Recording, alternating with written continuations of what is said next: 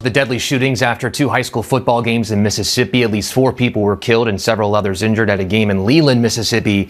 And then on the other side of the state, at least 2 people were killed and shot on school grounds in Heidelberg. There were people standing around. There were blood coming from people's rears and backs, side, arm, head.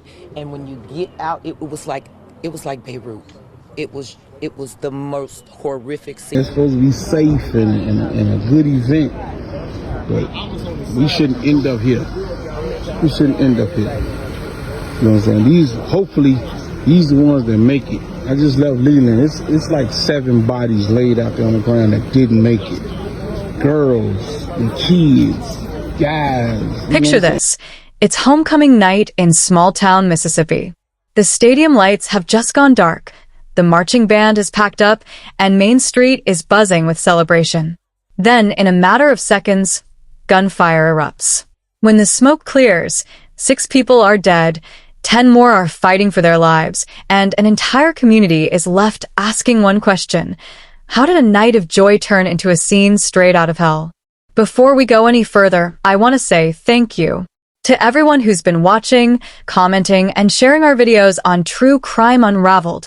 We read every single one of your comments. Your support means everything, and we wouldn't be here without you.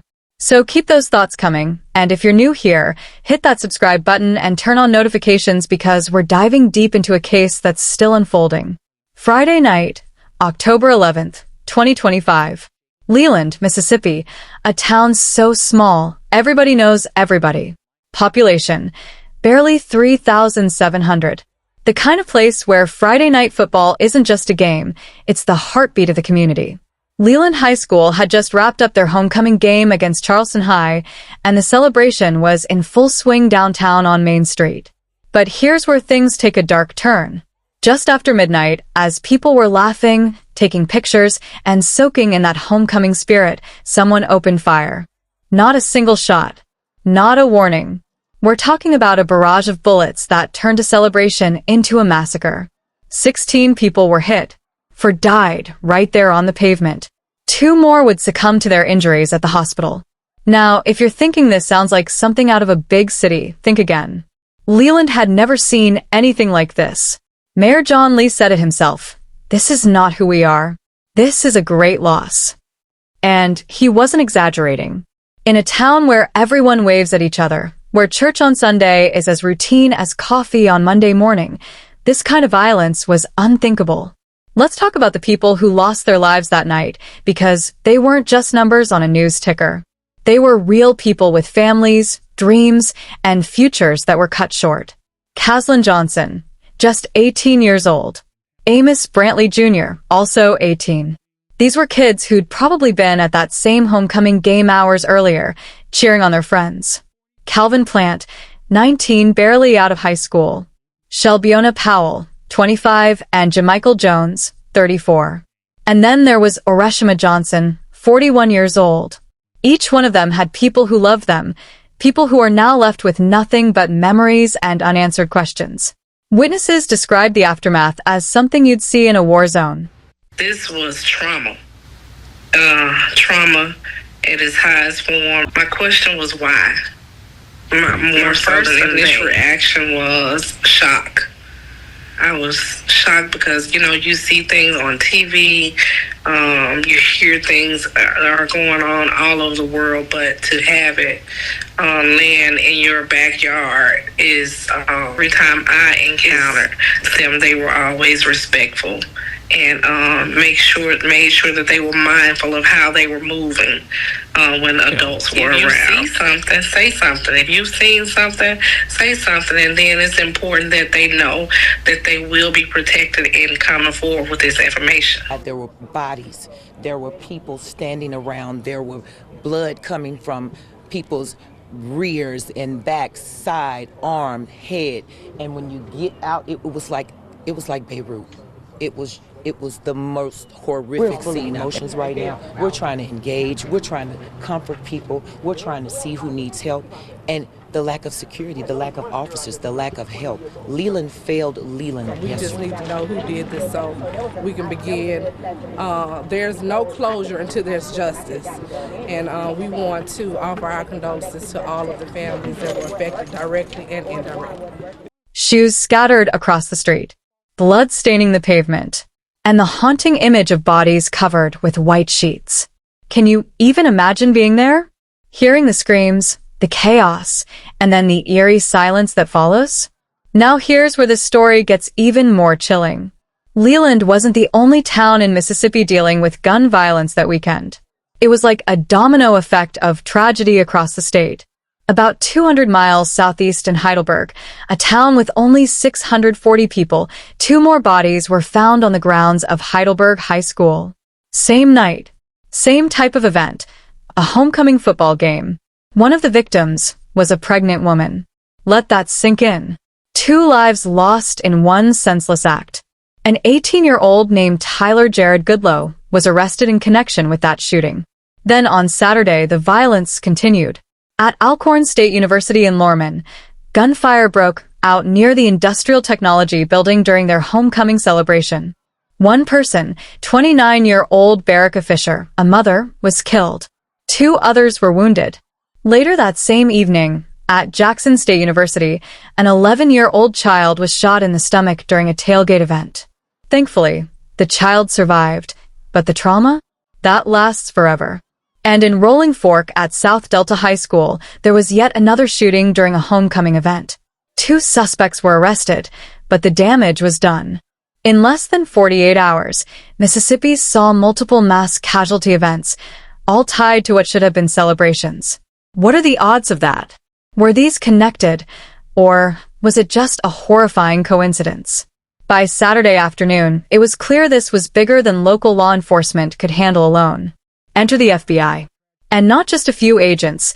This was a full-scale federal response. Special Agent in Charge Robert Eichhoff held a press conference and made it clear they were bringing everything they had to the table. The FBI deployed agents for canvassing, interviewing witnesses, and reviewing both physical and video evidence. The FBI currently has brought agents in to assist in the canvassing, the interviewing, the evidence review, both video and physical evidence review. We have resources available, so as we identify video evidence that we will bring to bear the resources to evaluate that video evidence.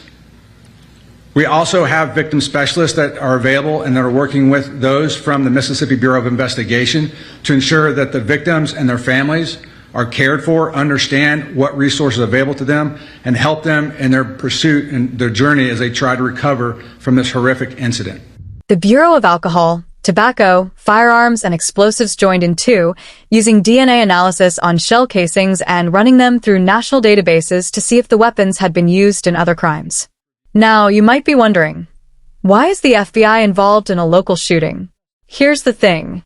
Back in 2013, President Barack Obama signed something called the Investigative Assistance for Violent Crimes Act. It allows the FBI to step in during mass killings or active shooter situations, but only if local authorities ask for help. And in this case, they did. Because when you've got 6 people dead, 10 more wounded, and a town in shock, you need all hands on deck. By Sunday, the FBI had set up a digital media tips website, asking the public to submit any cell phone videos, photos, or information that might help crack the case. They released surveillance images of 4 people they called unknown suspects, 3 men and 1 woman. The clock was ticking, and they needed answers fast. Then, on Monday, October 14th, the breakthrough came. 4 arrests. The FBI announced that Morgan Lattimore, 25, Teviyon Powell, 29, and William Bryant, 29, had been charged with capital murder. A 4th suspect, Latoya Powell, 44, was charged with attempted murder. But here's the kicker. The FBI made it clear that this investigation wasn't over. Other arrests are pending, they said. So, what does that tell you? It tells you this wasn't just some random act of violence. According to investigators, the shooting was sparked by a disagreement among several individuals. A disagreement. Let that marinate for a second. An argument escalated into a shooting that left 6 people dead and 10 wounded. What kind of disagreement leads to that? Was it gang-related? A personal beef? Retaliation for something else? The authorities aren't saying yet, but you can bet they're digging deep to find out. Here's what really gets me about this case. According to the Associated Press /USA Today /Northeastern University Mass Killing Database, the Leland shooting was the 14th mass killing in the United States in 2025. The 14th. We're barely into October, and we're already in double digits for mass killings. That's not normal. That shouldn't be normal. And this wasn't some random act of terror or a robbery gone wrong. This happened at a homecoming celebration. A night when kids are supposed to be making memories, taking selfies, and enjoying being young. Instead, families are planning funerals. Survivors are dealing with PTSD. And a community that once felt safe is now looking over its shoulder. Mayor John Lee said something that stuck with me. This could have easily been in another city, just like it was here in Leland, Mississippi. He's right. This isn't a Leland problem. It's not a Mississippi problem. It's an American problem. And until we start having honest conversations about gun violence, mental health, and conflict resolution, we're going to keep seeing stories like this. So where do we go from here? The FBI is still investigating. More arrests are expected. And the families of Caslin, Amos, Calvin, Shelbiona, Jamichael, and Oreshima are trying to pick up the pieces of their shattered lives. If you were standing on Main Street that night, if you saw something, heard something, or have any information at all, speak up. Call 1-800-CALL-FBI or visit tips.fbi.gov. Your tip could be the one that brings justice. To everyone watching, I want to ask you, what do you think sparked this violence? Was it preventable? And how do we, as a society, stop the next one from happening? Drop your thoughts in the comments below. And if this story moved you, hit that like button, subscribe to True Crime Unraveled, and turn on notifications so you never miss an update. We'll be following this case as it develops. Until next time, stay safe, stay aware, and keep seeking the truth.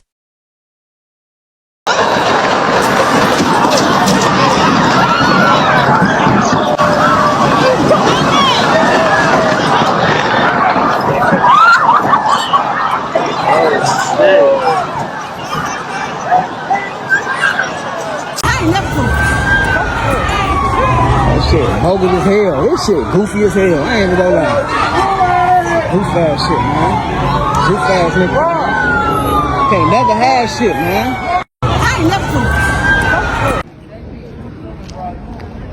I bet the hospital in Greenville. There's so many motherfuckers. This shit don't make no sense, man. You know what I'm saying? Just left Leland. Bodies on the ground, man. We gotta do better. We got to do better. You know what I'm saying? An event like homecoming, it's supposed to be safe and a good event. But we shouldn't end up here. We shouldn't end up here. You know what I'm saying? Hopefully, these are the ones that make it. I just left Leland. It's like 7 bodies laid out there on the ground that didn't make it. Girls and kids, guys. You know what I'm saying? It's senseless, man. If you were standing next to somebody and you seen something, man, or you seen somebody who's doing that shooting, man, report that shit, man. Report that shit. Somebody's gone. Somebody not here. Somebody not getting breakfast in the morning. Somebody not waking up to their kids. You know what I'm saying? So if you standing there next to somebody and you saw them shooting, and you could just describe them. You ain't gotta, man, do it anonymously, man. We gotta protect our own, man. We gotta say something. Fuck that no snitching shit. You got to say something.